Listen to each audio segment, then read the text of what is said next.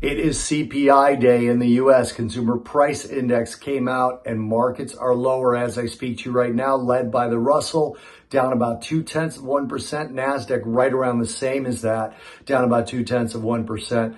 The Dow Jones a little bit more than 0.1%, and the S&P down about 0.1%. CPI pushed yields higher this morning, coming out with a core inflation rate of up 4.6%.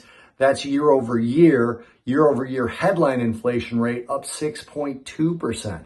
This is versus expectations of 4.3% and 5.8% respectively. Month over month numbers also beat expectations. The core was up 0.6% versus expectations of up 0.4%, and the headline up 0.9% versus expectations of up 0.6%. This is the highest CPI we've seen since the 1990s, a massive, massive CPI number. And we saw yields between the 2-year and 5-year sector pushed higher by 5 to 6 basis points just after CPI.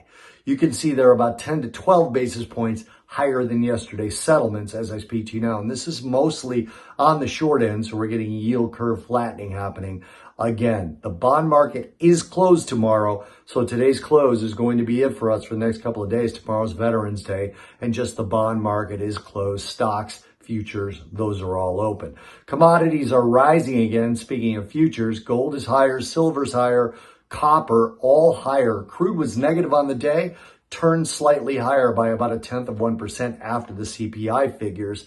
So overall, the CPI is affecting where markets were earlier. The stocks were lower than this prior to CPI. We'll have to see how that plays out. But again, that curve flattening is having a lot to do with what's going on. Now, looking ahead, we do have earnings today out of Disney, AppLovin, Beyond Meat, Affirm, SoFi, and Bumble. Tomorrow before the open, Yeti, Tapestry, and Wix. San Francisco Fed President Mary Daly speaking later today.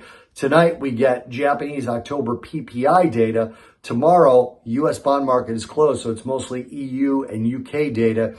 We get the ECB economic bulletin and the macroeconomic projections. And I mentioned the UK, it's a big day for the UK, starting with September construction output, balance of trade, industrial production, and manufacturing production figures. Also, the National Institute of Economic and Social Research will release their GDP expectation data for the month of October in the UK.